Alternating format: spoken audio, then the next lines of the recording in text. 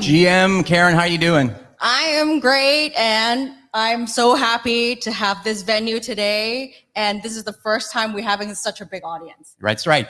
GM Hong Kong. GM Hong Kong.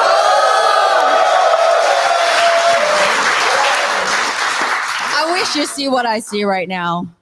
It's amazing. It's amazing, amazing. In Cantonese, we say Joe Sun. So please say Joe Sun to pillow enthusiast, human meme, captain, my captain, and the main man behind 9gag and Memeland, Ray Chen.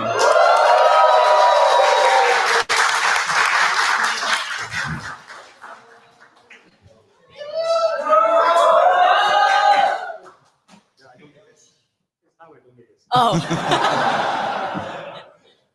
Yeah, we prepare a pillow for you, but you don't need that today. GM, Ray and Neo. Yeah. GM.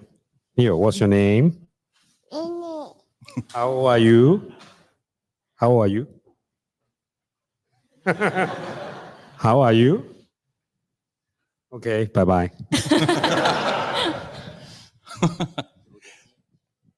Karen, for those tuning in for the first time, what are the ABCs of the GM show?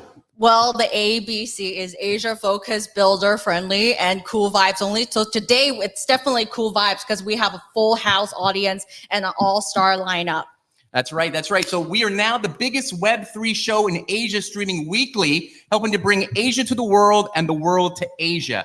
This past week has been crazy. Meme coin launch, pirate ships to set sail tonight, Binance, farming. How has the week been for you guys planning all this stuff? Mia was tired. How about you, Karen? Well, it's a crazy week. The whole team is just going all over the place to get everything ready. Especially we are having our set sail event this afternoon.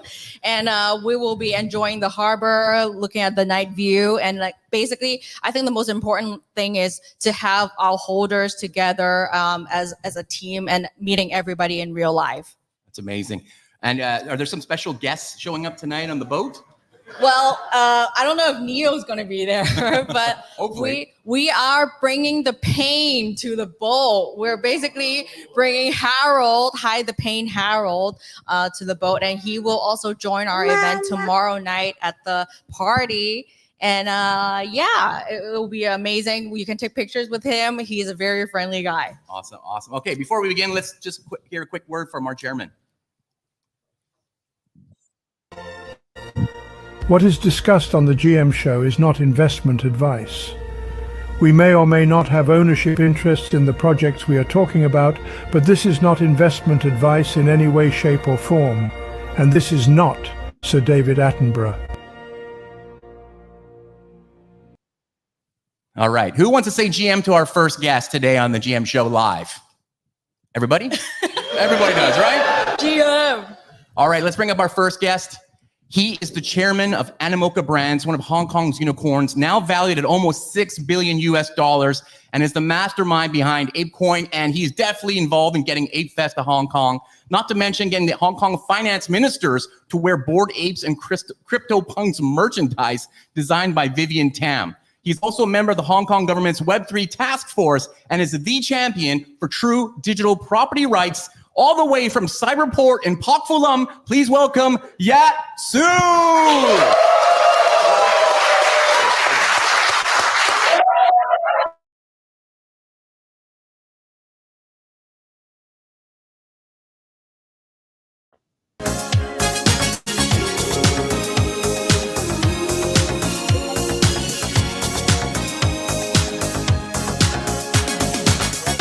重踏進你生命。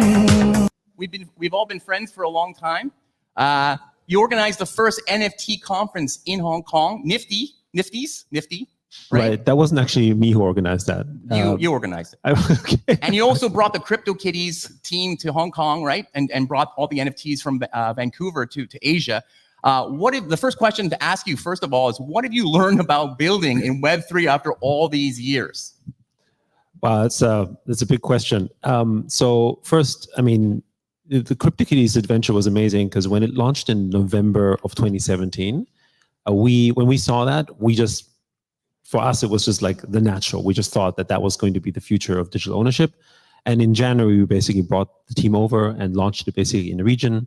And that was really the beginning of our journey. And then a few months after was a Nifty conference, which it was interesting enough, just to give the right respects over, it was organized by Kinetic and Decentralized, which Decentralized was also one of our portfolios at the time. And this was, even before Sandbox even came about. The ideas were hatched, and then in 2018 we did Sandbox. Biggest lesson I would say is we talked in 2018 about content being the platform, right? And the whole point was that originally this idea was that content was something that through the internet was something that broadly could be distributed to everyone, no longer contained by sort of the publishers and the magazines and newspapers that would control sort of the content levers. But one of the struggles, of course, was that happened in Web 2 was actually distribution. I think sort of Bill Gates said it. Basically, what he said was sort of content is king. And Jason Perelman, I think he added quote that, but distribution is queen and she wears the pants. Kind of like in many of our relationships, I would say. But anyway, the point being that distribution ended up taking over everything. So we were basically owned by Spotify, owned by the App Store, owned by Facebook, whatever you call it. You could make all the great content in the world, but at the end of the day, without distribution, you were dead. And the heart of what Web3 is to me is that we all become our own platforms because we have ownership in them.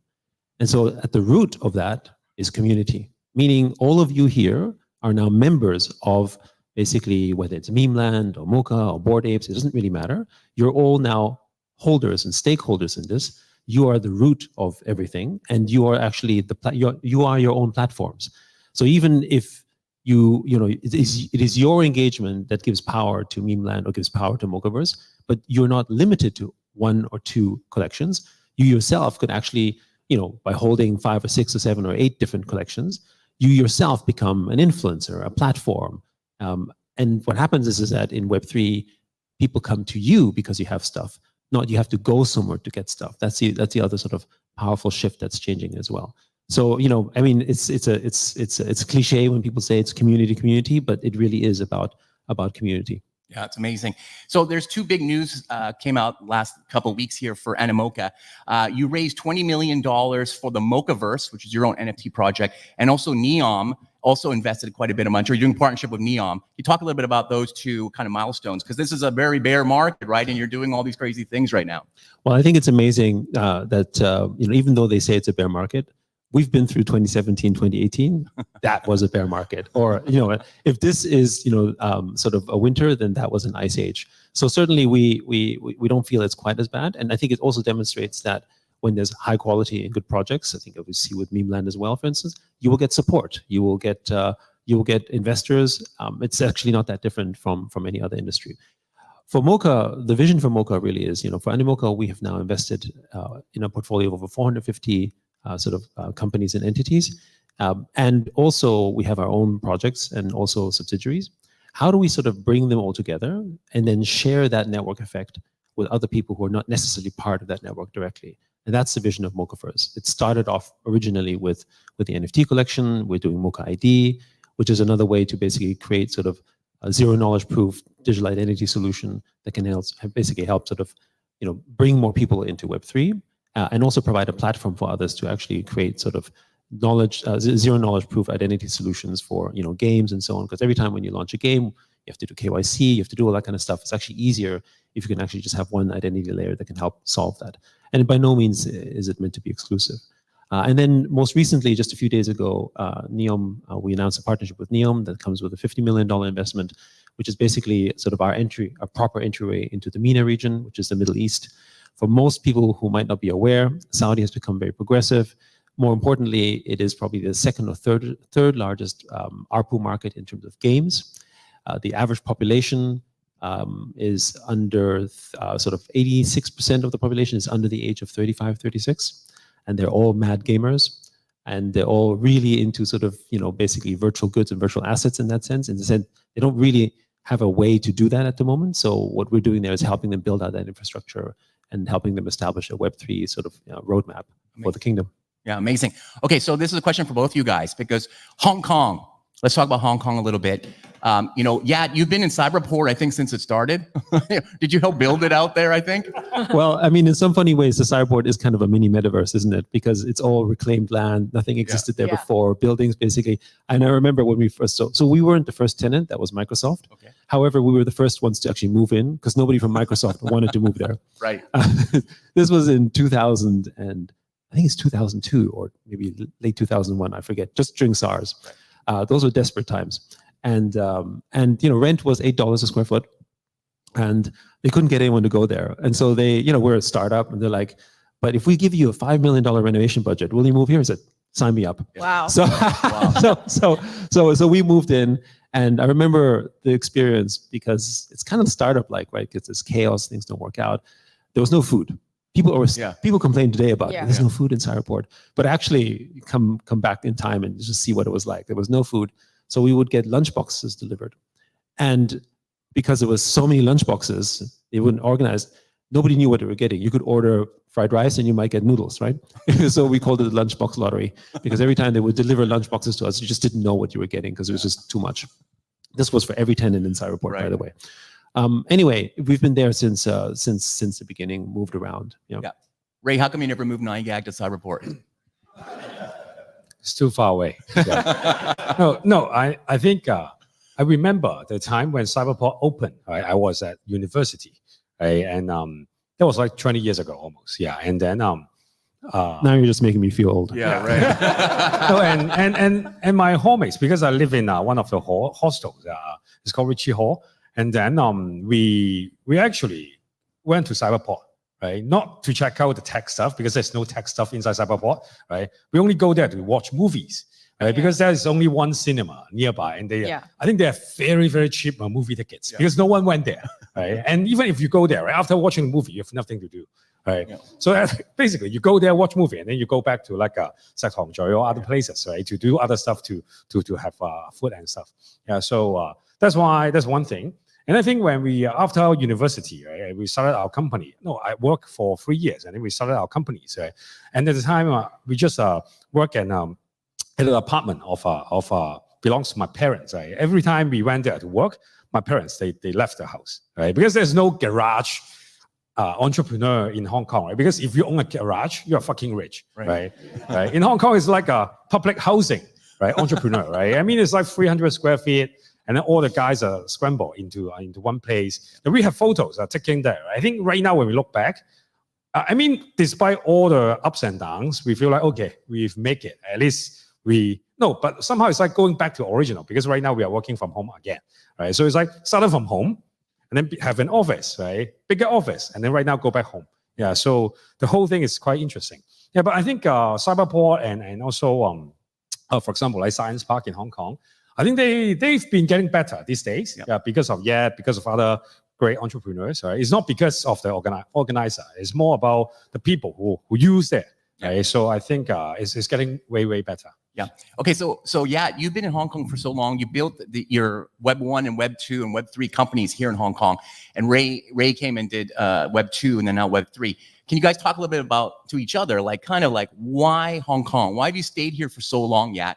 Because you've done these 400 plus investments around the world. You have offices around the world, but you still keep coming back here. And Ray, you haven't left yet. You're still like devoted to Hong Kong. So maybe tell everybody a little bit about like what do you think Hong Kong holds? And also, both of you guys, to be honest, these two guys are the ultimate founders in Hong Kong. Everybody in Hong Kong looks up to these two guys as they haven't gone to jail yet, right? They're still inspiring people.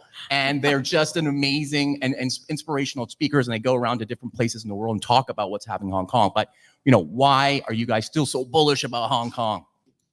Well, maybe if I'll start, I think me and Ray might represent interesting angles of Hong Kong entrepreneurship, because I wasn't born in Hong Kong, right? Even though my father's from Hong Kong, which is actually the reason I could be here, because I got permanent residency when I first got here in '93. Okay, fine. I was like 9 years old. Yeah, right. But I think yes. Yeah, my oldest kid's already working, by the way. So you have some ways to go. But anyway, that's why I still have to work hard. Anyway, but the thing is that I think what I represent, and not specifically just because my father's from Hong Kong, but also there's a big overseas international crowd that actually has made Hong Kong their home, and they consider themselves Hong Kongers, right? Doesn't matter where they're from. And I think that's the flavor of Hong Kong, as sort of international, diverse melting pot of people who maybe they're maybe they're Chinese, maybe they're not Chinese. It doesn't really matter. They basically have a very particular Hong Kong flavor that has always been the history of that trade port. And when you look at sort of historically, sort of the places that have the most innovation, the most creativity, those are actually the places that are also diverse. Sort of being very homogenous isn't actually very healthy. So that mixing of cultures and that mixing of ideas actually is very important. And so I guess, I would say I represent one part of that group, which is sort of people from overseas, the sea turtles that have come back. But also because I wasn't born here, it wasn't like I studied abroad and came back. I actually was kind of more of this sort of outsider coming in and then basically becoming part of Hong Kong, meeting my wife, having my children here. This is my family. This is my home. I love Hong Kong, right? Where I think Ray represents very much sort of the homegrown kind of, born and sort of raised here experience. But I think that's kind of, I think the powerful dimension, the mix. It's what makes Hong Kong so special. And maybe just to close off in terms of, why I ended up here, it was just, happenstance, as it happens to many of us. But Hong Kong was very open for business, was very friendly in that sense. I was here, I used to have very long hair. I was like maybe 19 or 20 years old. And I set up one of Hong Kong's first internet service providers, which was Hong Kong Online.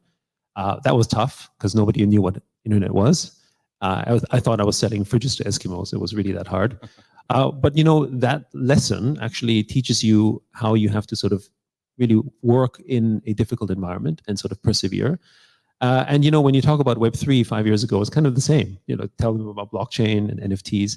And for those of you who may remember, in 2018, everyone was running away from crypto, from fungible tokens.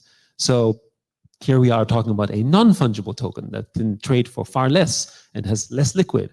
So same situation. And these lessons help you. Yeah. Yeah, I think my answer is very simple, right? Because I was born here, right? Born and raised in Hong Kong, studied in Hong Kong. Basically, all my family's here, right? I think we went to 500 Startups in 2011, and then we went to Y Combinator in 2012, right? Basically, it's almost like, okay, we study overseas a little bit, right? Because people say that YC is like the Harvard of startup incubator. Right. Then after that, I think most of our batchmates, they were actually from the US. Right? Coinbase is one of our batchmates. At the time, Brian Armstrong, it's like he only has he's himself, right? He doesn't have a co-founder at the time. Right? No one really knows what he's doing. He keeps sending free Bitcoin to other people, right? And honestly, I didn't talk to him at all because I don't believe in this kind of like, I don't know, it's not even money, right? You can't see it, right? Yeah, and after that, we went back to Hong Kong, we raised some funding, right? We continue to build because for NiGet itself, the audience base is already very international. So to us, we thought that, oh, maybe we could build a company, right? Out of Hong Kong, right? It doesn't have to be in the US, in the Silicon Valley, right? And somehow that also kind of limits the growth because the business model of NiGet is mainly based on advertising, and advertising is very location based. So if you are in New York, right, then you probably can talk to more big brands. But if you are in Hong Kong and you are like a international company that doesn't really have a lot of footprint in Hong Kong, then the Hong Kong advertisers, they don't give money to you, right? So somehow I feel like that was not the best. Hong Kong was not the best for this kind of like media business in that sense, right?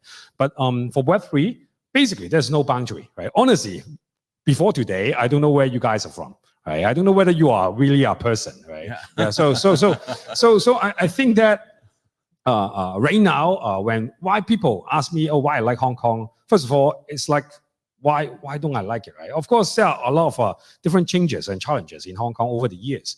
But somehow that's the same, right, for all the places, for all the country. Right? I think what we should do as an entrepreneur is not running away from the problem, right? But more like, hey, oh, you get this, or you get a deal with this kind of card. How can you maximize it? Right? And to be honest, I think Hong Kong is not really the worst, right, comparing to the places for entrepreneurship, right? Look at Israel, right? I mean, a lot of high-tech company, right? But right now there are wars and stuff, right? And I think it's also quite sensitive, right? I mean, I should not talk about it, right? Because it would be very, very sensitive, right? But somehow I just feel like you just do the best with what you have. And Hong Kong is what we have. And we are lucky, right? Because Hong Kong is already very, very good for us. Yeah, and of course, right now in Web3, the government is pushing Web3 thanks to Yat and also Animoca, right? And I feel like, okay, finally, there is one wave or one trend that is like still ongoing, and the government is in time to support that, right? Because most of the previous like attempt by the government is almost like, oh, we support A, and A was like hot like 3 years ago, right? So that is something very, very different this time. Yeah. That's why super bullish about Hong Kong, super bullish about basically the area, right? And to be honest, when you look at the Asia area, right, what are the leading cities, right? What are the leading places? I think Hong Kong is definitely one of them. Right, yeah. Right. I just want to sort of add to that because Hong Kong, through the sort of tech entrepreneurship journey that I've been through, it has been difficult to get acknowledgement from Hong Kong in the past as to the importance of tech. But now I think the moment has come. I remember when we sold our messaging business to IBM, this was in 2009. The headline was not, sort of IBM acquires a Hong Kong-based company, look at it for potential startup entrepreneurship. I remember the headline was IBM moves to Cyberport. Right? That was 2009. That was before entrepreneurship was cool, right? Of course, today the headline would look completely different. And that just shows kind of the evolution as to where the industry has gone and what people expect. I also think it shows something else about Hong Kong, that Hong Kong is now emphasizing the youth. For a long time, Hong Kong was emphasizing really, I guess, established sort of, basically businesses and networks. And it was kind of the way it was, right? And I think a little bit of that colonial prehistory sort of affected it as well. But they've come to recognize for many reasons that sort of emphasizing on the youth is important, which means they have to also emphasize the future, right? And that's actually, if you think about it, really the most important thing for any society, because the future is the youth. And if you can't give them opportunity, if you can't give them hope, if you can't give them something that they can look forward to, then actually what do you have? So I think the government finally understands this as well. They've been trying it with esports and other things, but I think Web3 is really sort of that powerful angle. The other thing is Hong Kong is a financial center. has always been a financial center. And it's not a surprise that around the world, the financial centers tend to be the ones that flock around Web3, because blockchain inherently integrates basically financial systems and financial values into the technology framework, which really hasn't been the case before. And that means that philosophically, Hong Kong has an advantage. You don't have to be sort of the best technologist, but you can understand the UX or the experience or the value aspect. I mean, you know, whether you agree or disagree, I remember my first experience, I came to Hong Kong, and I was taking the train to Sha Tin, and I saw like, you know, I'm not sure if you're going to do this, right? But there was like, I guess he was a dad, and he was explaining to his, I think it was a 6 or 7-year-old kid, how to bet on horses. Okay, and you know, like coming from Europe, you know, this was like, what are you doing, right? But then I realized it's just not because it's just about winning. It's just part of the lifestyle. It's part of the culture. Like the horse races is not about sort of gambling in the way that we think of it. It's just a nature of, it's fun, it's entertaining. It's like you go and play mahjong, right? Or you play poker with your friends. And, you know, you come out and you might win a couple $100 or you might win $10 after 6 hours of play. It's not about the amount of money. It's just part of the game. It's part of that fun. And that culture is so embedded. This sounds like the talk of winner, right? It's not about money, right? That's when you say it when you win. Yeah. No, but I feel like generally, I think that Asians are more like a gambler. Right? I mean, gambler is a bad word, but more like risk takers, right? Adventurous. Right? Yes. I think that part is true, because I think if you look at the whole world, somehow Asia is relatively lagging behind, right? So if you can't take more risks, then there's nothing that you can do better, right? Because if you have to do something that other people is not willing to do, I think that kind of culture, that kind of like I would say education is somehow is like very rooted in Asian society. Yeah. And the consequence is that inadvertently, financial literacy ends up getting embedded at a fairly young age, not in terms of how do you do compound interest or how do you invest or whatever, just the thinking of things of value. I remember this friend of mine who, you know, having lived in Hong Kong for a while, I kind of just subconsciously did it. I was like, oh, you know, I forget if it was in Europe or US or whatever. It's like, oh, so, you know, what's the cost of that real estate? And he asked me, are you like one of those typical Hong Kong people who just want to know what the cost of real estate is all over the world? I'm like, did I just do that? Yeah. But then if you look at Chinese overseas, actually the sort of, again, real estate pricing is culture almost, right? It's not necessarily a good or a bad thing. It's more just like, that's how societally they look at things of sort of, you know, the economic health of a place is determined by the price of the real estate. Whether that's true or not doesn't matter. That's part of their culture. And also, I think the immigrant nature of a lot of the Chinese overseas, right? I mean, house is safety, right? And if you look at the history of China, they've been driven out, they've been sort of all over the place. You know, they're always kind of quasi-persecuted for a while, right? Whether it's the US, whether it's Philippines, whether it's Indonesia, it doesn't really matter. The Chinese diaspora has always been sort of a sort of economically sort of oppressed group, and had to sort of, you know, sort of do the work, invest, and sort of, you know, just try to build success that way. And of course, that's changing now because of the fact that it's second and third generation. But that mindset, that culture, that sort of looking for value is so embedded. So for instance, I'm not surprised, for instance, that in the US, the largest, I would by ratio, diaspora that actually is into crypto and Web3 happen to be Asians, right? And again, I think it has a lot to do with that sort of historical context. You have to have savings, right, before you can invest, right? And all Asian families, right, the parents always ask you to save, right? And meanwhile, most of my US friends, right, they don't really have savings, right? They usually have debts, right? So I think that maybe also explains that. I think it's not about race; it's more about the education, right? And I think that also explains why the next generation, like the second, the third generation, right? I mean, because of their families, because of their parents, so somehow they save up a little bit, right? So that, oh, you only have to work for yourself, and then because of the Western, I would say, cultural influence, right? Somehow these days, the newer kids, the newer generation, they don't really have to support their family that much. Then they have more, I would say, idle money, right, to invest. Yeah. And of course, when you invest, you can't really buy property in Hong Kong that easily, right? It takes like millions of dollars. So, but if you invest in crypto or maybe invest in overpriced JPEGs, right, then it's actually sounds like a good deal. Or you can buy sandbox land, right? Yeah, sandbox land. Yeah, exactly. Yeah, Sebastian, exactly. where are you? Well, come on. Okay, so we're recording this week. It's the Hong Kong FinTech Week. It's also 8Fest's very first international event. We're very excited. Tell me from the audience. Let me hear you. Who is not from Hong Kong in the audience right now? Make some noise. Make some noise. Okay, wow. And how many people out there is the first time in Hong Kong? Wow. Okay, wow. Amazing, Wow. amazing. So this is very exciting, I think, for everybody this week. We usually do this founder to founder question segment. So maybe Ray and Yat, I don't know when the last time you guys were together in an open forum like this. Maybe last week, but maybe not. What kind of questions would you have for each other? Now this week as the world descends into Hong Kong for Web3 week and the FinTech week. I think it's less like asking Yat's question, right? I think it's more like getting his advice, right? I remember, it's a long story, right? But I remember when I visited Yat's office, like in 2017 or 2018, I think they were talking about the F1 NFT, the Formula One NFT. And then my friend was working at Yat's company. And then he was talking about, oh, this is called NFT. And then you can buy this, buy that. And that was like, can you use it to play a game? And then he said, no, right? Do you actually own part of the F1 team? No. Then what's the point of this, right? And then I ignore it, right? And then, of course, after 5 years, 6 years, right? Of course, Yat is like, prove me wrong so much that he's like the visionary, right, on this topic, right? So I feel like my first question is, okay, you've seen the future. You saw the future in the past, right? But right now, what's the future that you can see? Yeah, right? yeah. We want your next Fortune prediction. teller. Yeah. What's the next future that you are seeing?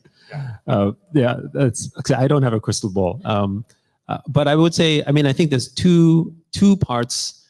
There's maybe a two-part answer to this. So the first one is that when we think of building things, we just think in the context of what we feel we think is right. And so when you talk about the F1 Delta Time assets at the time, it wasn't so much that it was around a racing car that you can't actually race with physically, but you could maybe drive with it in a game. It was this idea that digital ownership should be real.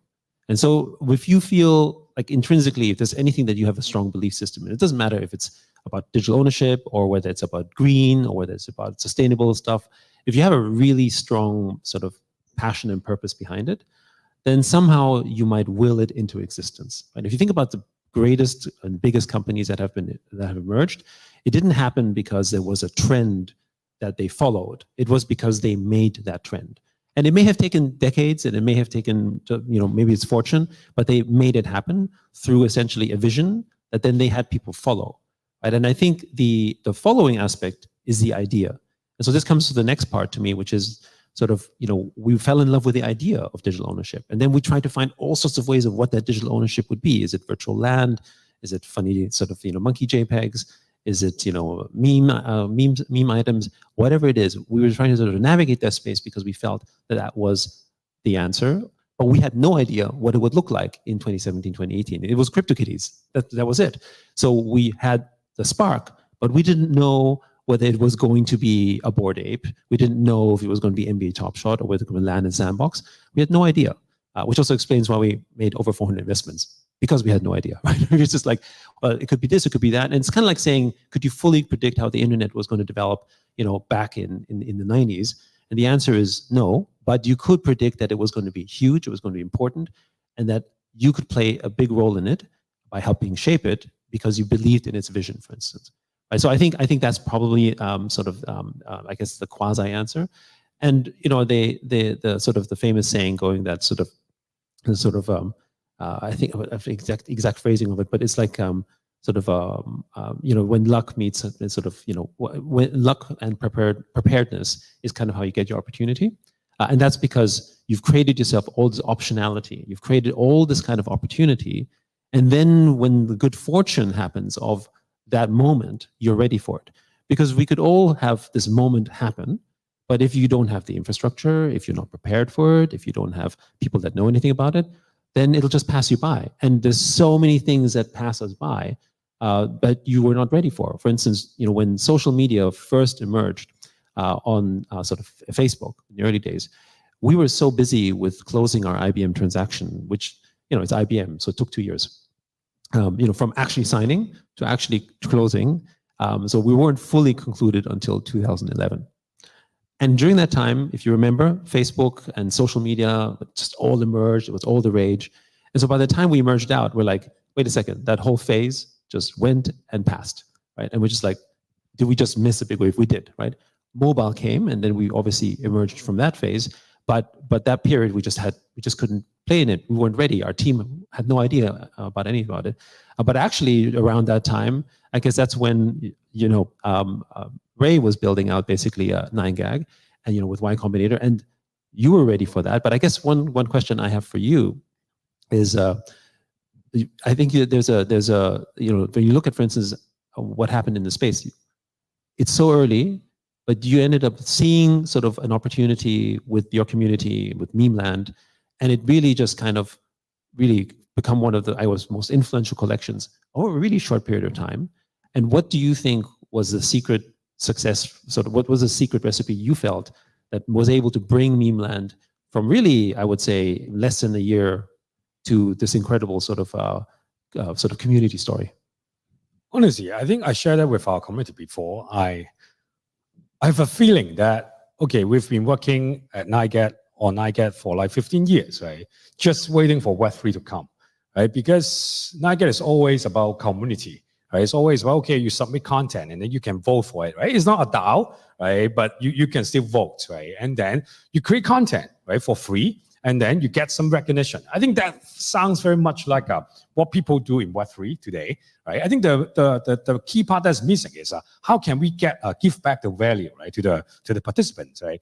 And that's actually, I think, the conversation that we had like about 3 years ago when we first started to learn more about Web3, and then you explained to me why ERC20 token, right, is so powerful, because I forgot the exact wording, right, but it's like it visualizes, right, the value, right, so that people can trade the value that they create with other communities, right? And I think that part is something that kind of like inspires, okay, maybe we should really spend more resources on this, right? Because at the end of the day, I started to buy NFT about like 2 years ago, right? And then I bought a lot of like JPEGs, right? And I bought into a lot of communities, and not because I'm super rich, but because I want to learn, right? And I feel like when you have skin in the game, you will learn way faster, right? That's why all kids at school, they don't learn, right? Because they are not the one who pay the school fees, right? The parents pay for it. Yeah. So somehow for that part, I feel like because of our experience, our background, it makes us easy to understand the power of the community.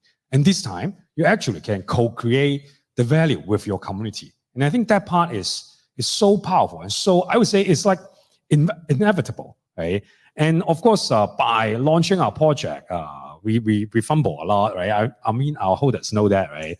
It's almost like we have to apologize, like every quarter or something like that, right? I think Web3 founders... That's pretty good if it's only every quarter. That's true, right? Web3 founders is very good at one thing, right? It's writing sorry notes or tweet, right? And then on Discord, right? I mean, the one that who don't write, usually they just rug pull, yeah. So the thing about this is we kind of understand community, right? Web2 community, but Web3 community is another piece, right? And that's why it takes us some time to learn what to do, right? But the good thing is, because I'm also in a lot of communities, so somehow I can learn from other people's mistake, right? And because of my participation in the community, it also formed the start of Memeland, right? Because a lot of our MVP holders, a lot of our captains holders, potatoes holders, right? They actually kind of know me in other communities. So they know that, okay, Ray is here to build, right? Maybe to give, right? But at least he's not super extractive, right? Because I remember when we first started Memeland, right? Every Twitter influencer, right? Say that, oh, NiGet, another Web2 company trying to extract value from the ecosystem. They fucking say that every single time, right? And the thing is, all these so-called influencers, they actually are the one who dump all those projects, right? Pump and dump, and then extract value, and then turn it into ETH, and then turn it into USDC, right? And go back to their bank account, right? They are the one who extract value. And then they say that they almost like have a prejudice to say that, okay, bias, any existing brand coming into Web3, they extract value, right? But the thing is, if you're always just a small niche, no new, I would say, existing player trying to join, then you can't really grow the ecosystem, right? But anyway, that's another story, right? So for us, it's more like, because community is always our, I would say, circle of competence, right? Then that's why it's easier for us to pick up And at the same time, honestly, the market condition is also kind of like going back. This is like an insider joke within Memeland. Is every time Memeland is launching projects, right, the market crash, right? Right? Yeah, and the thing is, when the market is bad, it's actually better for experienced team, right? Because they are more careful about their treasury management, right? They kind of navigate similar situation, right? Before in our previous company, right? So somehow because of the so-called quote unquote bad market, right, it helped us shine, right? Because we suck less, right? Because other teams sucked more, right? So that somehow we climb up and then they went down, right? And it's not because we are smarter. It's just that because we are more careful, and also it's like kind of like a game that we kind of understand how to play, so that it's easier for us to catch up. Yeah, It's called wisdom, actually. But yes. That's a good way to put it, right? But I would say that it's more like we pay the lesson fee before, right? That's why we learn how to do it right now, so that this company, right, this time we don't have to pay for it again, right? So that our community doesn't have to pay for it again. Yeah. So I have a follow-up question and comment as well, because I think when we first spoke, there was you were actually kind of ready to sort of, I mean, 3 years ago, you're kind of ready to retire, actually. Yeah. You were kind of like, I guess what we do next, and sort of, as you were learning about NFTs. So I guess my two-part question on this one is, what got you so excited? I mean, I guess you kind of semi-answered, but sort of for you to really sort of go back into sort of, the battlefield. But then the second one is, and I think this is also for me, my own sort of thought around this is, I was not a very vocal person, right? I mean, me and Ray have very different styles. So, he swears a bit more than me, but, generally speaking, we're outspoken people about things that we believe in, but we were never very vocal in terms of our communication styles. We were sort of building, I think even when you were building 9gag, the community spoke in 9gag, but it wasn't Ray speaking in the same way. But in Web3, we had to become personas, and we had to become comfortable with this. And I guess, how do you feel about that? And also, sort of, what did you maybe learn about yourself that you were now doing a role that you weren't doing before? Yeah, I think the first time we talked about Web3 was actually the time that we want to sell 9gag, right? Yeah, because I think for our community, right, you know that I lost my first son about 4 or 5 years ago. Right, and then it's the most painful experience, right? It kind of like reshape how you see the world, right? And become a Christian, right? And then also kind of like reprioritize everything in life, right? And then after some time, we thought that okay, it seems like 9gag is a decent company, right? We are profitable since day one. We make a decent living, right? And then all my co-founders, I mean, people say that housing in Hong Kong is expensive, right? But all my co-founders, right now we own our property, right? Not super big, right? But we have our place, right? And then I feel like okay, we kind of like reach certain milestone, right? And if we don't spend enough, and to be honest, when you look at me, you know that I don't spend money on stuff, right? Other than JPEG, right? And the thing is that was a moment that we feel like okay, we want to focus on family, right? Because it's almost like, okay, after the so-called tragedy, and then we just want to refocus on what's important in life, maybe do more like family and charity work and stuff like that, right? And that's why we want to sell. But turns out people don't give a fuck, right? Including Animoca, right? Yeah, about what we're building, right? I mean, yeah, it's very, very kind, right? Because he gave us advice. For other investors, they are not interested, right? Yeah, so I think that was the moment that we said, oh, no, actually, it's after the talk with Yat, right? And then that kind of get us inspired. Like, okay, right now, the community that we've built in Web2, people don't value it, right? Because actually, in Web2, community doesn't have a high value, right?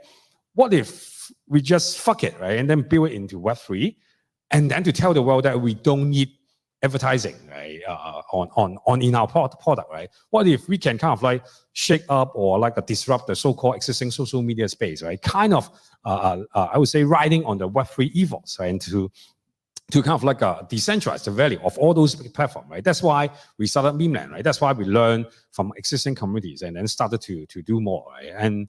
And that was, I would say, that was the biggest difference, right? Get me back into building, right? Because I feel like, okay, this is actually very exciting, right? And the things that we do actually are getting value, right?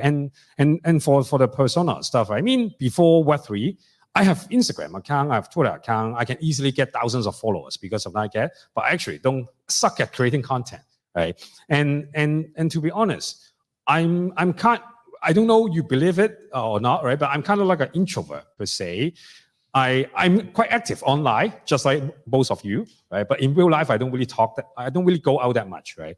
But after learning into Web3 more, I feel like, hey, although we talk about trustless, blockchain, and all this kind of like works, right, in Web3, but the thing is, you actually have to ask people to pay money to you before you actually deliver anything, right? All the NFT projects are basically, it's like selling the promise, right? And most of the tokens out here, right, is also selling the promise, right? So, by the way, meme coin is a shit coin, no promise, yeah. So, so the thing is, the thing is, what's the best way to build trust, right? It's actually put yourself out there, right? To tell people that, okay, I'm a real person, right? I have an existing company, right? We actually build something meaningful, right? So we are here to build. We are not here to just get your money and run, right? So that's why I have to learn and try to put myself out there, right? And because of Memeland, it's easier for us to gather audience. And right now, because of the farming campaign, I'm like the most popular Web3 founders on earth, right? Yeah, we have like 2 million followers, right? I mean, followers doesn't mean human, right? It can be bots, yeah. But it is what it is, right? So I feel like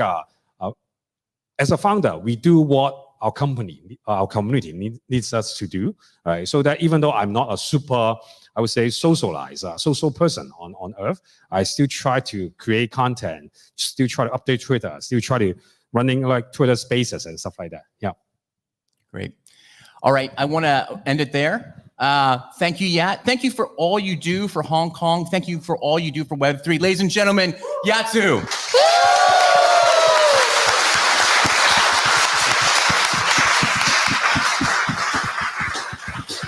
Do you have to go? I have to go soon, yes. Okay, Yeah. okay. Thank you. Thank you. Thank you. Yeah. Thank you.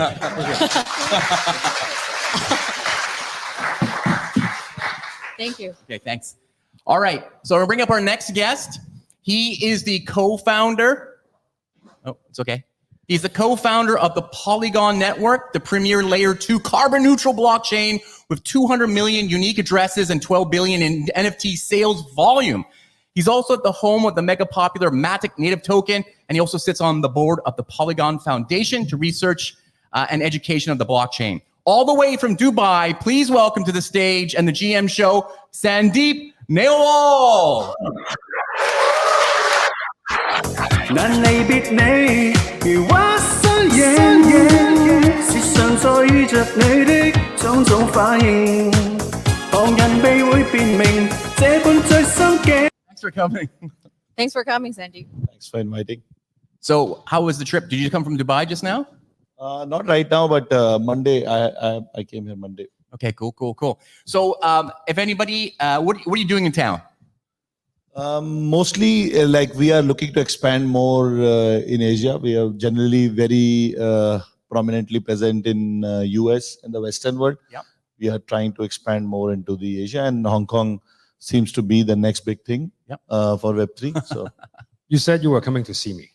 that too. Yeah.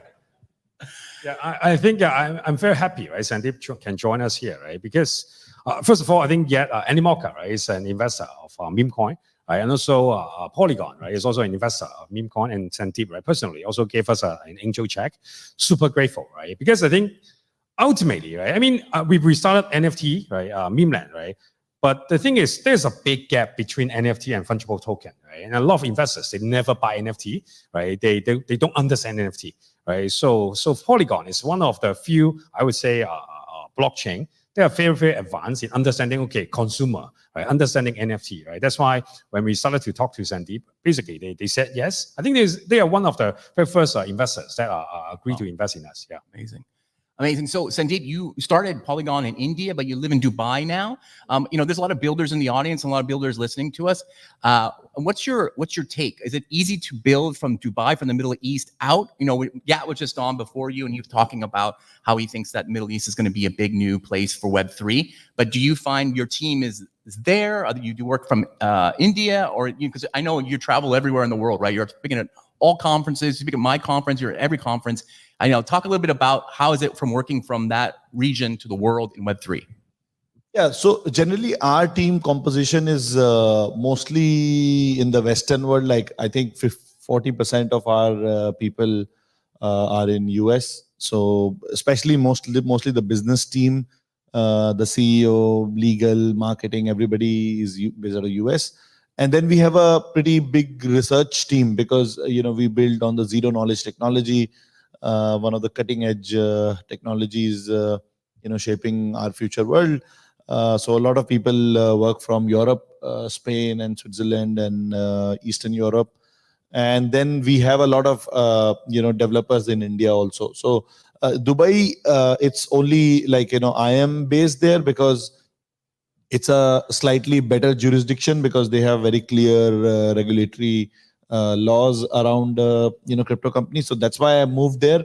Plus it's easier to travel from Dubai. Like, Right. They have pretty good airlines over there. So yeah, that's why I'm in Dubai. Generally, otherwise, Web3 projects are generally in the cloud. Like, you have, it's not like one place where everybody stays. Yeah. So you've seen a lot of projects, over the last few years. Maybe talk a little bit about what is so special about Memeland, or what other kind of projects you're looking at that you think are exciting for the rest of this year and going into next year. Yeah. So in terms of the consumer products, like, see, we worked with, last to last year, you would have seen 2022, Instagram to Facebook to Twitter to your, Starbucks of the world, Nike, Adidas, almost all brands launched. And, people who follow crypto here, they would know that 90% of all those things were built on Polygon only. Instagram also launched NFTs on Polygon. But I think what's special about Memeland is that you guys really understand the degen culture also, right? And that's a most important thing, because otherwise a lot of enterprises do, like, for example, for me, the best, one of the best NFT programs is Reddit. So they have, like, I think 19 million NFTs or 20 million NFTs minted. And out of that, there are 16 million unique holders. And it's probably like number of NFT holders are probably 3-4 times more than the entire crypto space across all blockchains, right? But those NFTs are purely collectibles there. Like, there is no degen activity on that, like trading, speculation, this, that. And I think we are still a pretty niche community in terms of crypto. And crypto community is generally, for good or bad, is not excited about, non-speculative use cases. Right. There has to be some level of spice of speculation. So I'm just saying that, the clientele that Memeland has. So because you are a successful Web2 company, and Memeland is a successful Web2 company, already has millions of users.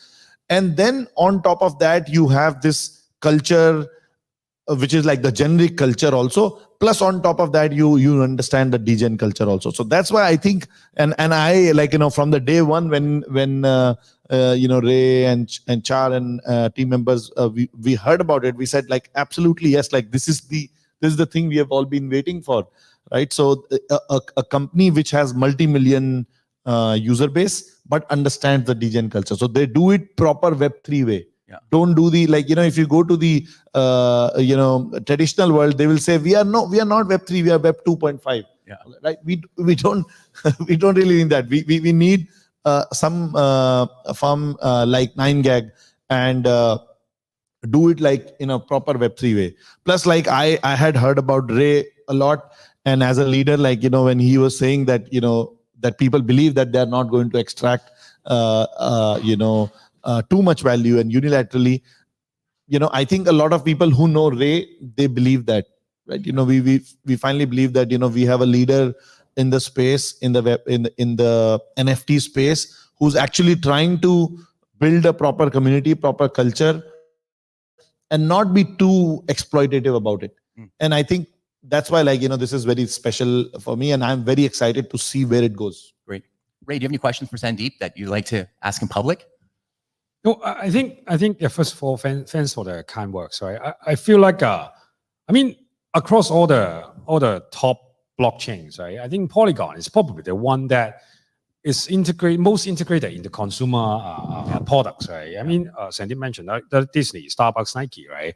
And even like Instagram, right? Right now they remove it, right, for whatever reason, right? But actually that was the time we thought, shit, Instagram also have NFT. Then what can Memeland do, right? Because the whole selling point for Memeland is almost like, okay, we want to build on SocialFi, right?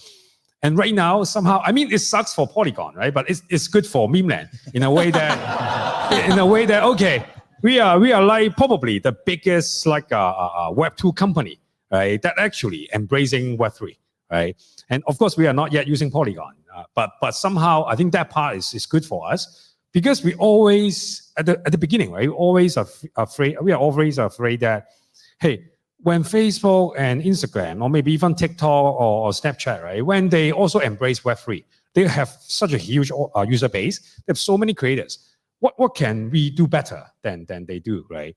But turns out, I feel like maybe because the root is different, right? And they are all public companies, right? And they all have like big name shareholders, right? So somehow, if you ask them to, can you decentralize, right? It is almost like killing them, right? Because it's almost like, hey, can you decentralize your profit, right? Decentralize your revenue, right? To all the participants in the space, right? Yeah. If they would do it, they would have done it, right? Because right now, when you look at like all the social network, right? I mean, all the creators, all the participants, basically, they don't really make money, right? I mean, I would say 95% of the creators or 99% of the participants of those social networks, they never really make a cent, right? They only give up the data, right? So that people can so that all those social networks can sell it, right? I mean, it's not wrong per se because you're willing to do it, right? But I just feel like this is far from ideal, right? And after learning more about Web3, that's exactly what we try to solve, and that's why we start from the ground up, as Sandeep mentioned, right? We don't consider ourselves, we are like a big dick walking inside the Web3 room, but we actually kind of like trying to learn from the start, right? To learn from, hey, what actually are Web3 about? What actually is the Web3 community cares? So that's how we started, right? But I have a question for Sandeep, right? You have been running like Polygon for like 5-6 years, right? You have seen a few, I would say, cycles, right? What's next, right? Is bull market coming? When? Yeah, we want to hear from you. I mean, for the markets, like nobody can predict, as everybody knows. But it feels like right now, at least one thing we can say that probably bottom is in, and whether the real bull market starts, and this is no financial advice, by the way.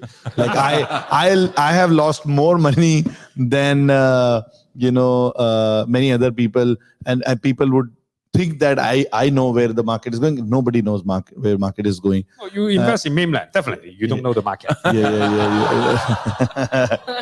Yeah. And I have a favorite saying that people, there are some people like they will be the big projects and big people in the space, and everybody will be like, they know where the market is going. They already know, and there's some conspiracy theory. Everybody thinks that they know where things are going. I think those are the only people who know that nobody knows where the market is going, right? So there is no game. There is no kind of conspiracy theory. Everybody keeps saying like they are going to do this. That's not that doesn't happen. And but yeah, it feels like that we are probably out of the woods, but we have to see it for the next 3 to 6 months.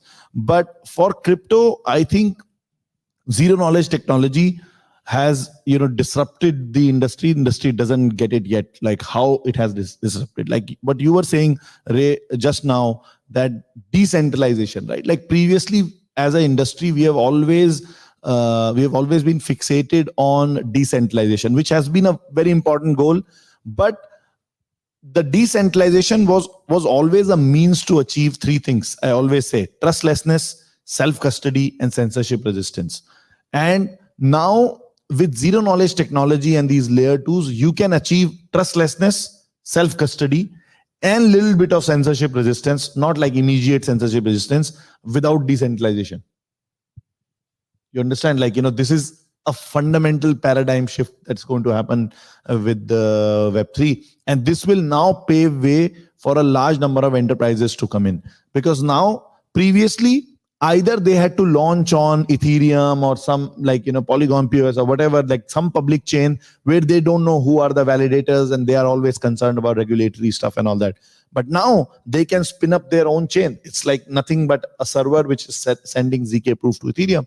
And they can do all the stuff that they want to do in a more compliant and regulated manner. So that's why I feel in the next cycle, you will see huge flood of enterprises coming in and not doing the private blockchain stuff, because now you don't need it. Previously, only way was to do private blockchains. Now they can do a proper like public or trustless blockchain, I would say, which everybody can rely that, yes, this is fully trustless because you are proving every computation on Ethereum, and they can, have these use cases which they couldn't do on the public blockchains. So I feel now in next 12 to 18 months, you will see the what do they say, that beginning of the mid game for crypto and crypto going mainstream. The real game starts now. Yeah, I totally agree with you, right? I mean, to me, I always feel like, hey, there are so many L1, L2s, right? Maybe too many, right? But there are not that many applications that people actually use every single day, right? And right now, even if you use some of the so-called Web3 apps and or games, right? You only use it to farm the tokens, right? You actually don't really use it because you like the game or like the app, right? I think what we want to focus on is not the infrastructure, right? Because we have a pretty good infrastructure right now, right? With Polygon, with Ethereum, right? I think that's almost like, I would say that's not our strength, right? So we want to focus more on the distribution, right? Because right now, what cryptos or Web3 lacks is actually not the tech guy. It's actually like, I would say, the normal users, right? Who actually care, who actually spend time on it. Right. So I mean, if we can do that, and if we can kind of like contribute to that, right, that would be our contribution to Web3, and that's what we want to focus on right now for Memeland, right, for SocialFi, right? Because I mean, not everyone has a trading app on your home screen, but everyone has a social app on your home screen, right? So that's why it's our focus, right? At the same time, I also believe that probably because I come from the so-called centralized background, right? Because growing up, right, using like Facebook, using like all those apps, right? I actually didn't really think about decentralization, right? But at the same time, after growing up, of course, I want to have self-custody and ownership, right?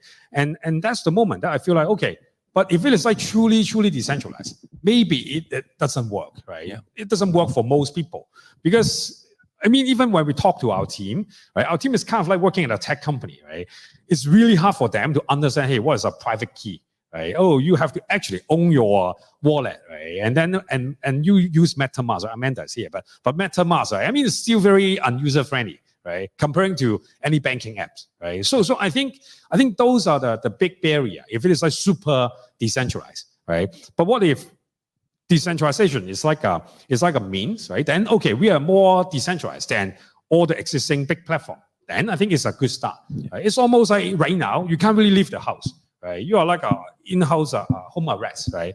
But with blockchain, with CK knowledge, right? With Web3, actually you can go out, right? But most people, they don't want to live on the street, right? They don't want to live in the forest, right? They still want to go home, right? So somehow I feel like it provides more choices for different types of people, and I feel like for I would say the majority, probably they want more ownership, right? But that's how what we want to position Memeland or our company in. Yeah.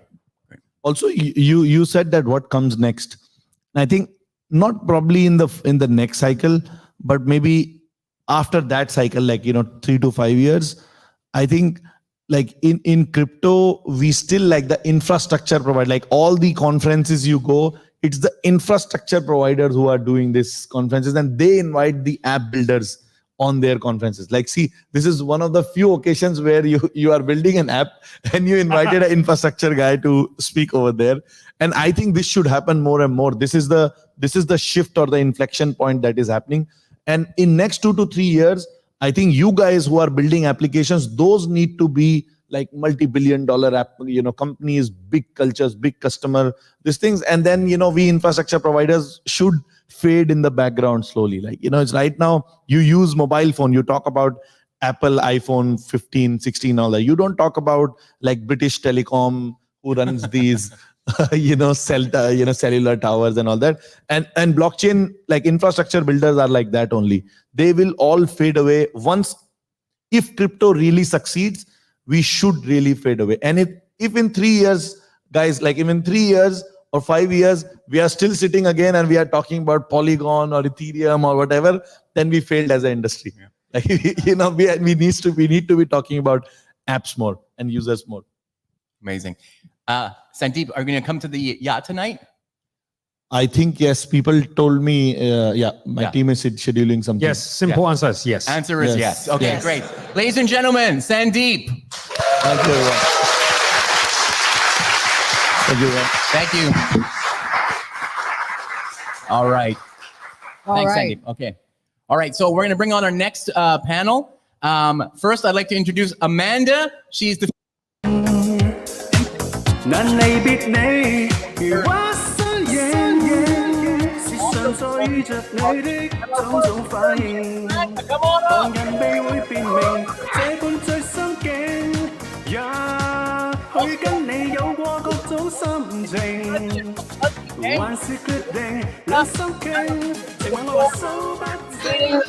future of the Pudgy brand globally.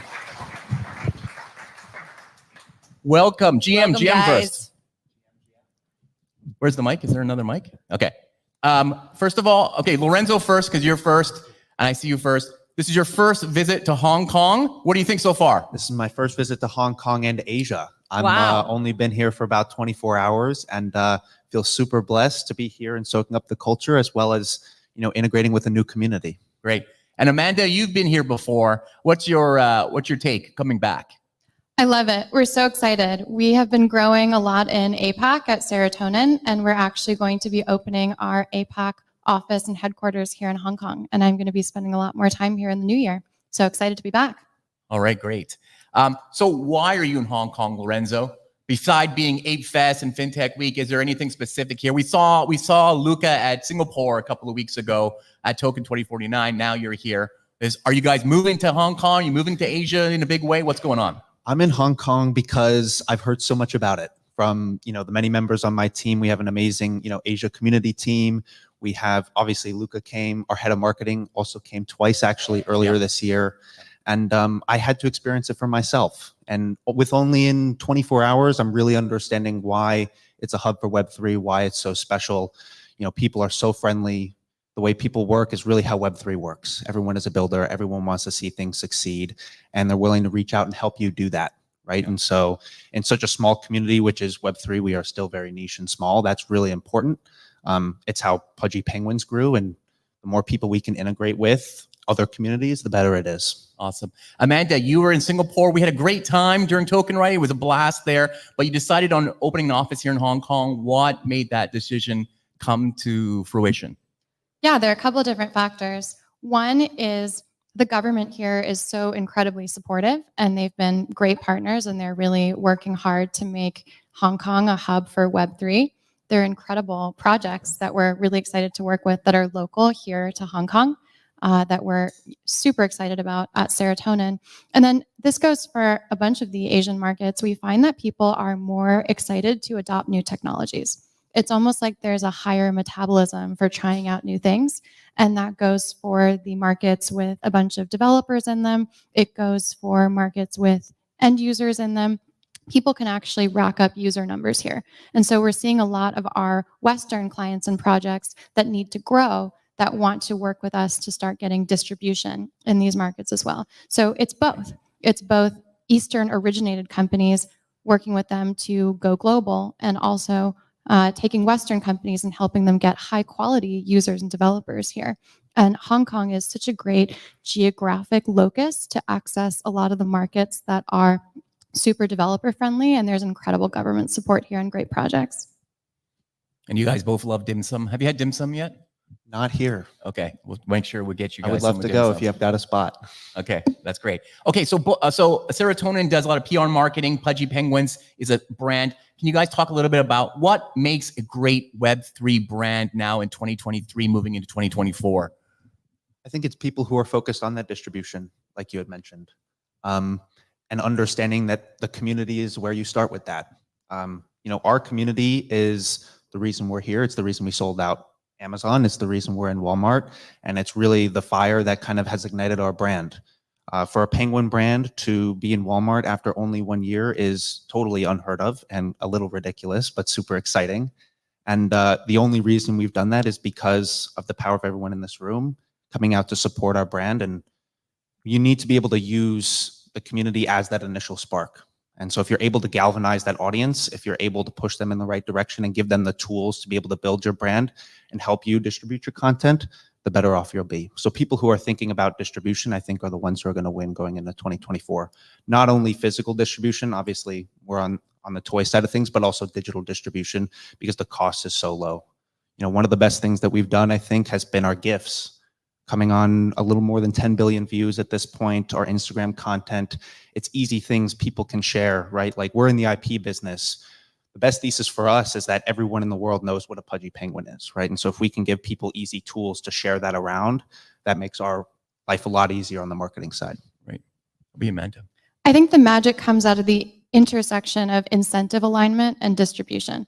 I think if you just have a big distribution network with no way to actually align incentives with your community, you're going to talk to all these people, but they won't be brought in. They aren't going to engage with you. They aren't going to interact with you.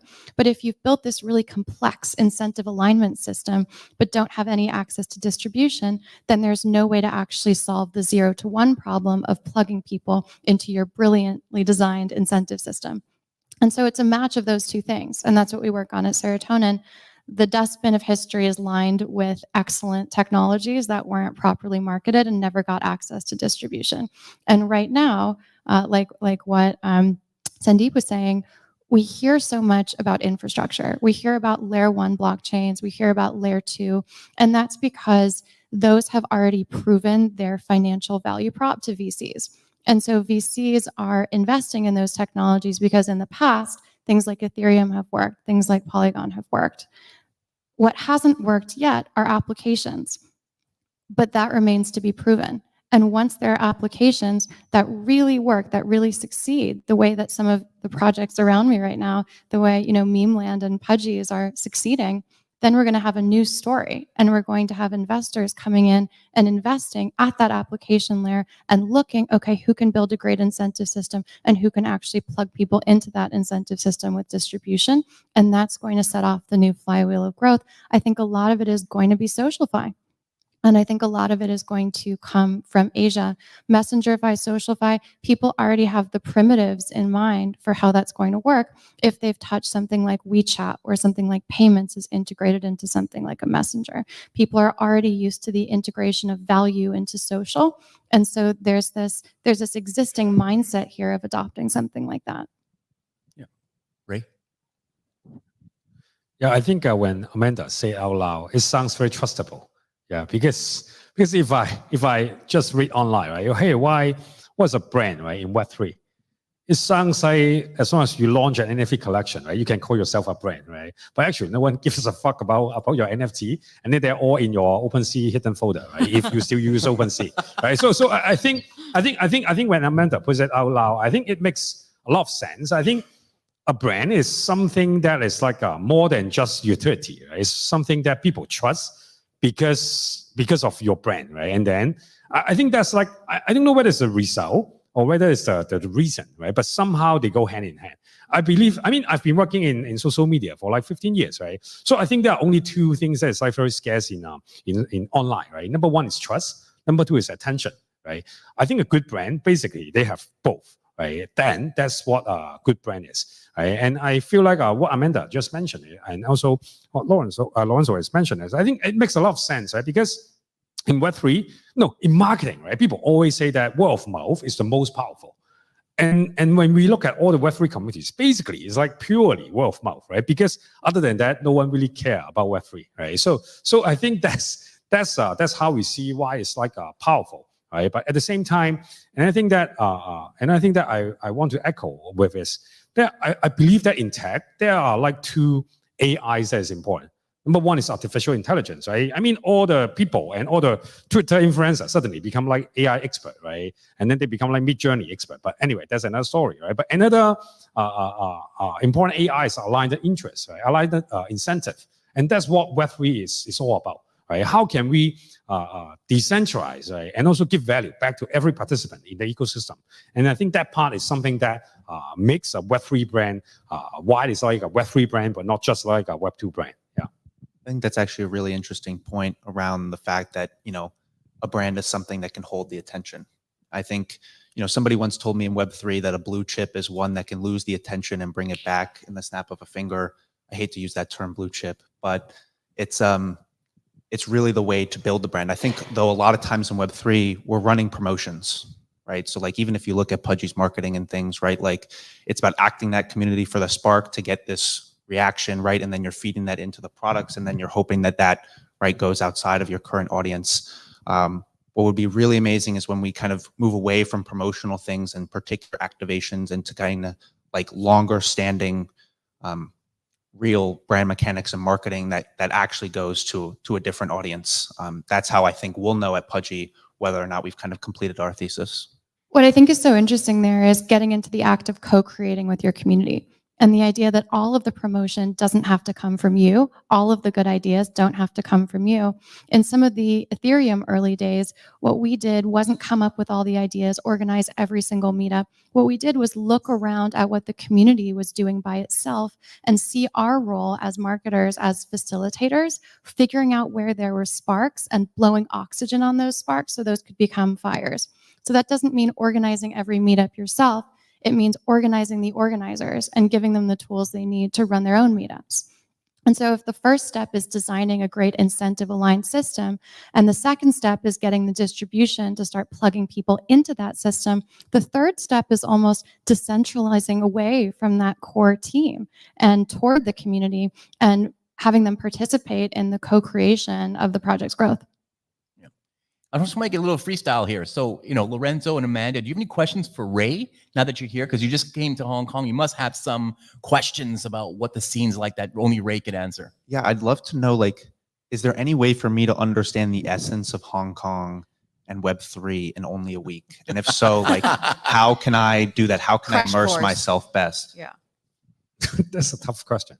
I mean, first of all, I think although Hong Kong government is pushing Web3 really hard, right? But when you look at the strategy, right, it's actually under fintech, right? That's why even IFX, right, is happening at the Hong Kong FinTech Week, right? I think we have to understand that first, so that it's easier to see how we position ourselves, right? Because to be honest, Hong Kong is a financial center, right? I mean, actually, I don't think, no matter how expensive Bored Ape is, right, it's still very cheap, right, comparing to the whole infrastructure of the financial ecosystem, right? So somehow that's how the government position it, right? But they also understand that Web3 attracts a lot of youth to participate, right? And also it attracts a lot of attention because people don't really pay attention to all the boring infrastructure, right? So I think that is the basic, right? And I think coming in town, right, at the FinTech Week and then joining Ape Fest, I know that you are joining the open house at the Yuga, right? I think I will also be there. I think meeting local people, right, talking to them so that they can give you better understanding. To be honest, talking to a local founder doesn't really help, right? Because if the local founder really believe in that, right, they would just build locally, right? They will not build globally, right? So I think that talking to the end user is a better way to understand what's the essence of Hong Kong Web3. I think most of us who are still here, right, is probably still believe in it and are very bullish about it, right? But other than that, I think it's still very niche, it's still very small. Yeah. When you look at Hong Kong, being such a financial center, and obviously NFTs, play a part in that. We've seen that NFTs, obviously non-fungible, have become more fungible through marketplaces and things. Yet on the content creation side of things, we want things to be more unique and more, independent. How do you see, those kind of two things push and pull each other as we kind of move forward? I think the thing that connects them, right, is actually the value, right? It's actually the currency per se, right? And I think whether you try to become unique so that it is like unique and also it's valuable to your holders, to your community. But on the other hand, even if you go the fungible part, right, that's also, you can also build a community. And somehow if we can find a way to build a flywheel to connect each other, I think that would be the best way. Right. That's why for us, we launch NFT and then we are launching a fungible token and then we will be launching product, right? It's because we believe that a good Web3 meal should be a free-course meal, which is like NFT for community, fungible token for decentralizing the value, and products for reaching the masses, right? So that's how we see it. Yeah. But I don't know whether this is the only way, but I think this is the way that we like. Yeah. Here's my question for you. So Hong Kong has obviously had some difficult times with COVID and afterwards, and a lot of builders left. On the flip side, you've had this really fascinating counter-cyclic success. You look at Meme selling out in 42 minutes for $10 million, and it doesn't feel like a bear market. And there's something about your counter-cyclic success here that has to do with being based in Hong Kong and the community that you've built here. So pitch founders and builders. Why should they come build here based on your story? I think, first of all, I feel like name one government, right, that is actually vocally supporting Web3, right? There are only a few governments, right, in the world that actually do that, right? And they are willing to talk to real builders, right? They are not just, okay, having some officials and then work out some policy, and then so that policy doesn't even work, right? So I think for that part, I think that's the start. And second, right, and that kind of limits the choices to a few cities and countries, right? So for example, like Hong Kong, Singapore, maybe Dubai, maybe some European cities, right? But if we talk about, and then the second part is more about Asia, right? I believe that Web3 is just like a subset, right, of the macro economy, right? And when you look at the growth of the world, basically all the growth is in Asia, right? So in that case, we can almost assume that the growth, the fastest, is probably also in Asia, right? So it makes sense to pick an Asia city, right, to be your headquarter. So that left like only Singapore, Hong Kong, and Dubai, right? And then for these three cities, right, I mean, I'm totally biased, but I think that Hong Kong is the most fun, right? I mean, I have a lot of friends in Singapore. They say that, okay, I love Singapore, but Singapore is like super family friendly, right? That's a good way to put it, right? Family friendly, right? But I think that attracts certain kind of audience, right? That's why on the financial side, I think Hong Kong and Singapore, they are like hand in hand, right? But meanwhile, if you want to have like a more like different lifestyle, right? If you want like life, right? You can go to Lan Kwai Fong, right? If you want hiking and countryside, right? Just like 20 minutes away, right? Then you can go to the beach, you can go to the hill, right? And then if you want to work, right? I mean, you can just go to office, right? Of course, I mean, that's what people go to every single day, right? So in Hong Kong. And I think this is like the second part. It's like we have all kind of stuff. I mean, for Dubai, I mean, I never visited Dubai, so I don't really understand. But if you listen to what Sandeep just mentioned, right? I don't think Dubai sounds super exciting for family, right? For others, right? Even if they are building in Dubai, the engineers, they're actually in India, right? So I think that's another thing. And then the last part is it's more about the culture, where Hong Kong generally is a very opening culture. Because on one hand, it's because of the colonial history, right? On the other hand, is there are already a lot of expats, right? A lot of people from the mainland China, and also from all other parts of the world. That's why it's very easy for a foreigner, so-called foreigner, to come and settle in Hong Kong. Somehow, I would even argue that if you are a foreigner, people treat you nicer, right? Yeah, I think that's the three main thing that I would say why Hong Kong is good. We're very friendly. Yeah, we're very friendly. Ray, do you have a question for Amanda and Lorenzo? Yeah, of course, right? I mean, for Amanda, this is very funny. I just met Amanda yesterday, right? Because we are working with Serotonin, right, to help us to do better, right? Because I mean, we kind of know how to build Web3 community, right? But we don't know how to really tell the world about what we are building, right? That's why we are working with Amanda on that, right? But Amanda, right, among the space, the projects that you've seen so far, you are kind of like an OG in the space, right? So what do you think are most of the new projects that are lacking, right? That they have to work on that, right? Other than talking to investors and stuff, what do they have to improve in order to become successful, like Consensus or Ethereum? Yeah. Well, I don't know whether it's possible still to become successful like Consensus or Ethereum. So I'll say that, and that new things have to differentiate. You talked about not building infrastructure because Ethereum has in many ways won the L1 infrastructure battle. I think there are probably a few other layer ones that have a reason that they should exist. And so these projects need to be differentiated. That's one thing that's really important. You can't launch a layer one in 2024 with the same narrative as the Ethereum killers from 2017.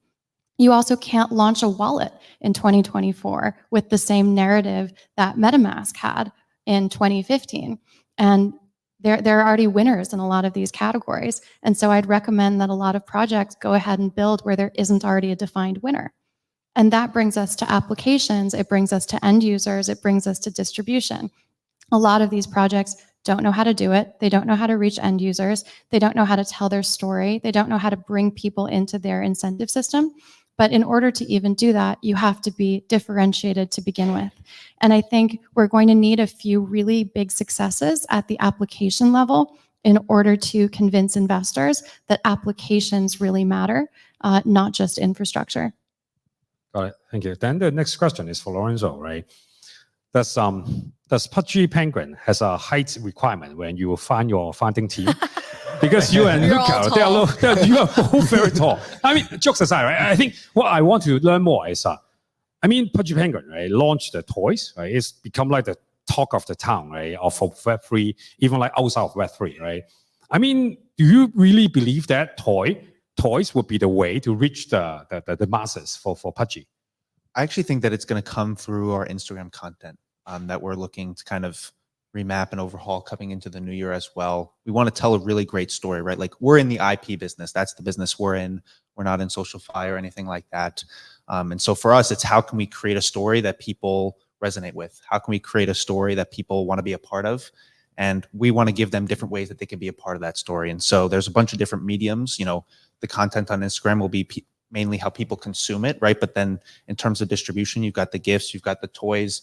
Right now, our toys for us are not actually, you know, where we think of our primary revenue driver moving forward, right? The toys for us are really marketing and distribution, and how can we get physical products into the hands of people to make crypto, you know, really easy for people to understand and be onboarded to, right? Like, it's really about the cute penguin. It's really about being able to participate with your friends. It's about cuddling at night, you know, with your family and having your penguin by your side, and then playing in Pudgy World with your friends. It's not about, you know, having to get a wallet and that sort of stuff. And so we really wanted to reduce the barriers of entry. And so that's really our game plan.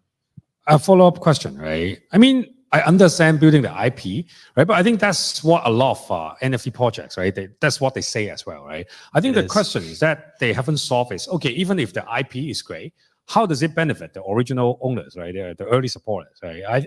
Luca explained to me before, but I would love to have you to explain to our audience. Yeah. Yeah. So we see, you know, the IP as the actual underlying value of the brand, right? And so when we go to Walmart, all of those 16 SKUs and, you know, the hundreds more SKUs that will be licensed are actually all directly from community members, right? Those are people who are participating. Those are people who are creating content that we want to promote, that we want to put them in Walmart, that we want to put them in different distribution channels. You know, the people that promote our stuff, we want to help as well. And so the ultimate value behind the story, behind the content we make, is actually in the owned IP asset itself. And so that's kind of what we're building, is like this symbiotic relationship between, you know, us and the holder, rather than being between like a company and a consumer, right? It's more of like this, you know, you could say partnership as we move forward. Great. Okay, I think we're going to put a stop in it there. Lorenzo, you have a Pudgy Penguin event this weekend here in Hong Kong? We do. We have Sold Pengu out. Fest. Pengu Fest. Come by. I think it's French 1 Club. to 5 on Saturday, 1 to 5 on Friday. Saturday, yeah. You don't know what time it is, right? The One- time zone. 1 p.m. to 5. Okay, great. Yeah. Cool. Amanda, we'll see you tonight on the yacht, I'm sure. Ladies and gentlemen, Amanda and Lorenzo, thank you for coming to the show.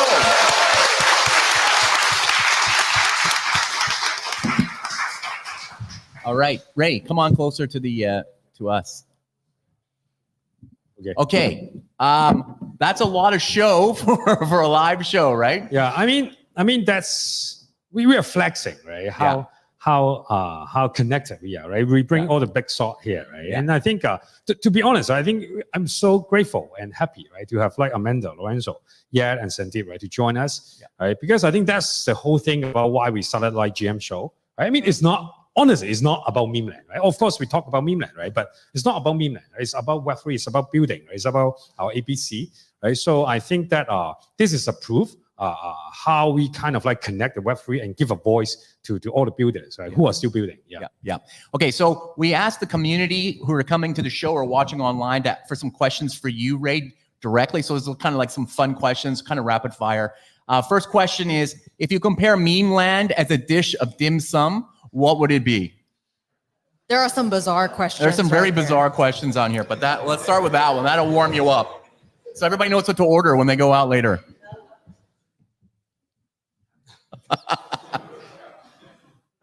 Dim sum, right? Yeah. Yeah. I would say, I don't know what's the English, right? Just like hagao. Hagao. Yeah, hagao, Shrimp right? It's a dumpling. shrimp Shrimp dumpling, dumpling. right? The reason is because I love it. Okay, good enough. Good enough. Yeah. A lot of people are asking about Neo. So they want to know, like, He's real, right? Yeah, You he's see real. that he's Everybody real. saw he's real. I didn't Imaginary just hire son. a kid, right, to show up. Yeah, he's real. Yeah, he's not a child actor. Yeah, No, he looks like you, so it's okay. we yeah. know that's a you can find someone that looks like me, right? Yeah. And then hire. Right? It's not that hard to find someone, right? But he's real. Yeah.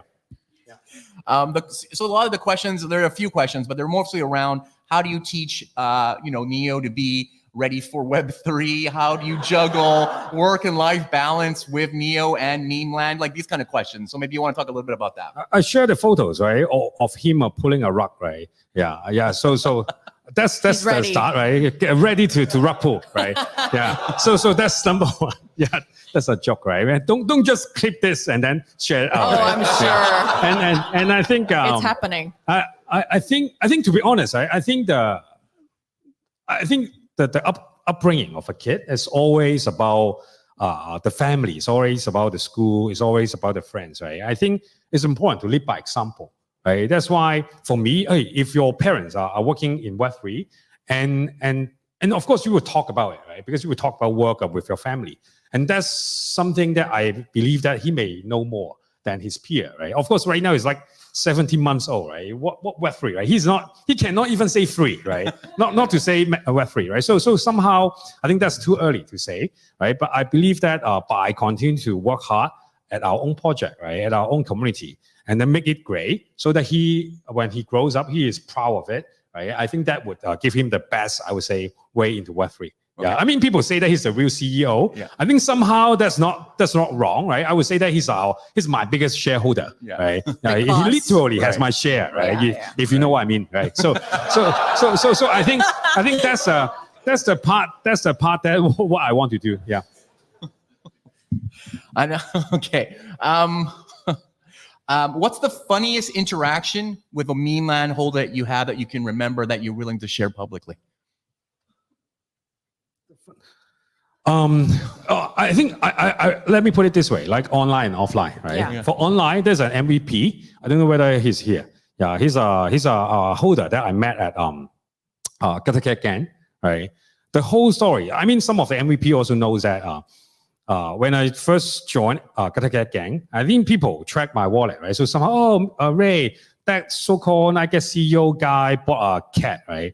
And then that holder, I forgot his Discord name because he changed it. Yeah. Anyway, he commented, "Hey, he's a Nike CEO, but his cat is fucking ugly." Right. Right.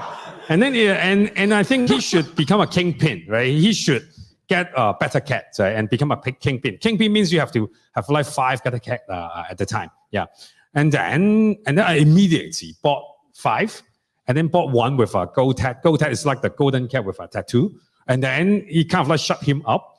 And then he feels shocked. And then I quote, and then people ask me why I buy in to become a kingpin. And I quote that from that holders, right? And then afterwards, he become our MVP. He's like the 10th people who bought into MVP, right? So right now he's still here, right? After like almost like 1.5 years, right? So he's launching his own project on Ordinals and stuff. Yeah, so that's one of the funniest, I would say, encounter, right? And then for offline, I must say that the offline probably is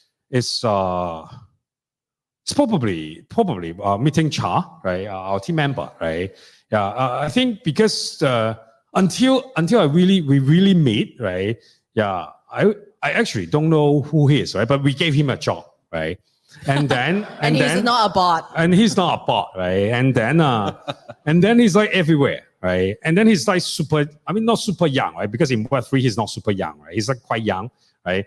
And then the experience that we share is because we want to save money at Token 2049, we share a hotel room together. Yeah, basically he sleeps next to me, right? And then It's very romantic. next to me, separate beds. Yeah, separate beds. Yeah, separate beds. Yeah, yeah. And then when he is calling his mom, he's a good son. He's calling his mom, and then he show his phone to me, and then I have to talk to his mom. Right. Yeah. And then his mom thanked me for being a role model to his son, and I was like, what? I didn't do shit. Yeah, yeah, yeah. But I think that was like one of the fun experience that I have. Yeah. Okay, another question. Being part of the Memeland journey now for almost 2 years, is that one advice you wish somebody would have told you 2 years ago? Being for this journey, like it's been ups and downs. So what do you wish you would found out before this? I think I said this out loud in all the talks that I have. Right? Is don't do it Web3, right? Yeah, because it's like I mean. It's actually doing Web3 is very easy, right? If you're willing to sacrifice your sleep, sacrifice your family, sacrifice your wealth, sacrifice your friend, then Web3 is super easy, right? Yeah, and the thing is, I have all this kind of stuff, right? So to me, it's actually very hard, right? And another thing, but I think one real, I would say, not advice, but more like one feeling that I have is there are more good people than bad people in Web3. But the good people, they're usually more, I would say, they're quiet, right? Yeah, that's why when you go to Discord, when you go to Twitter, right, you see that there's FUD all the time, every single day, right? But there are a lot of good people. They're actually supporting you, right? Maybe they don't spend too much time on Discord or social media, right? But they're actually supporting you by just holding onto your asset, right? By sometimes send you work, right, to cheer you up, right? I'm grateful to have so many holders like that, right? They're in my DM, and also they also say out loud, right? I feel like Discord, not Discord, but Web3 community is actually a very great community. If you can look past that, like 1%, 2% of, I would say, very negative people. And to be honest, even some of those negative people, if you talk to them, they become like normal and very bullish again, right? Yeah, right. Yeah. I don't know whether Cool A is here, right? I mean, so that part is actually another fun experience. Right? We banned his Discord. Right, and then he joined our GM show and our town hall to say that, okay, can you let me in again? And then right now he's our MVP. He's our biggest like support. The biggest advocate. He's our biggest advocate, right? And then he's like a super cool guy. He's probably the biggest advocate in our MVP lounge as well, right? Yeah. Wow. Yeah. So I think all this kind of stuff is almost like we have to remind our holders that, okay, behind the computer, there's a human being out there, right? If you don't like the project, just sell, right? Yeah. If you like the project, just hold, and then maybe you participate in the community activities, right? Yeah, I think we don't have to spend money and then make ourselves unhappy, right? And I think that's something that I would tell all the founders, all the people who are building Web3 is just look past all those so-called FUDers, right? All those negative people, right? Then you will understand that the world is actually, the Web3 world is actually a good place. Yeah. Great. Okay, and the last question, if you grow your hair again, what is your favorite hairstyle? I mean, Who asked that? I forgot. I mean, this is one thing that I think most people, they don't understand, right? Look at Elon Musk, right? Look at Elon Musk, right? Look at before he sell PayPal and after he sell PayPal, right? And after he started Tesla. That's my reference. Yeah. All right, great. Okay. Don't ban me on X if this leak, right? Yeah. So, but I mean, jokes aside, I think that part is less important. Right, to me, right? Because I think honestly, if you want to change your hairstyle, right, it's super easy these days. It's not like you have to enlarge your dick or something like that, right? Yeah, it's actually very easy, right, to have more hair. Yeah. Speaking of dick. Hold on. Before we get to that, don't trust all the ads that say that you can enlarge your penis. Don't trust that. I'm not saying that I try it, right? But don't trust that. Yeah. Okay, we also wanted to bring up one of the community members, an audience member from Jim's show, to present you with a special award. Abro, come on up. Give him a round of applause. Abro!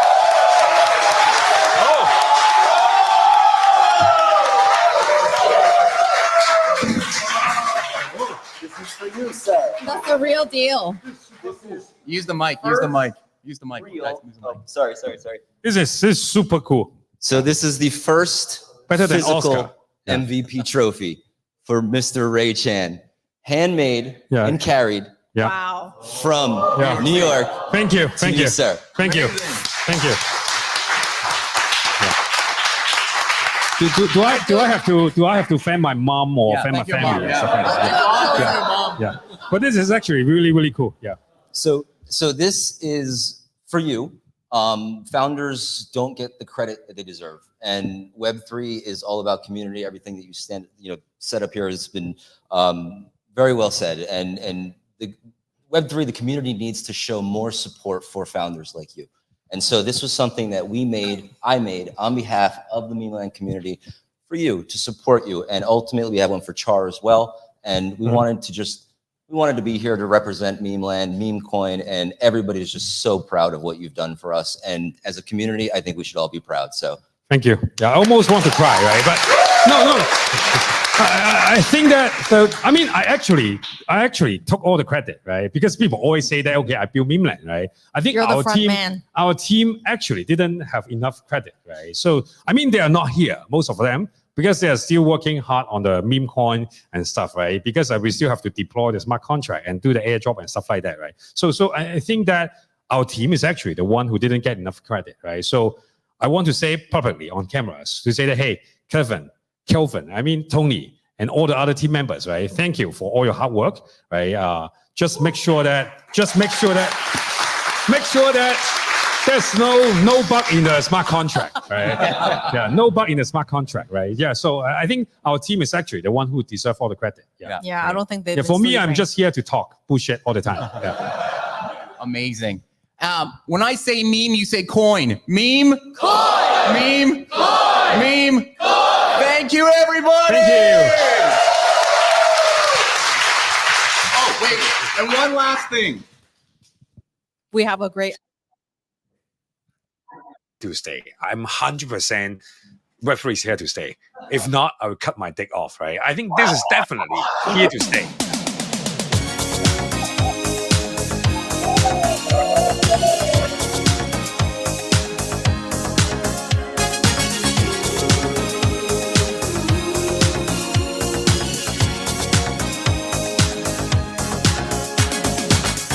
仲踏進你生命，難離別你，如畫身影，時常在意着你的種種反應，旁人未會辨明這般最心境，也許跟你有過各種心情，還是決定兩心傾，情話愛話手不清，傻話軟話盡是情。傻話氣話放於心裏，莫爭勝。難為愛恨分邊界，做也未 say goodbye，仍舊記着我的諾言和表態。看這份愛戀多稀罕，然而越愛越難，天天各種境況，有愛便有熱戰嗎？不需抵抗，我拜靠你成王。理所應當，我已懂看你各種表情，如何為你摘滿天星？情話愛話數不清，傻話怨話盡是情，傻話氣話放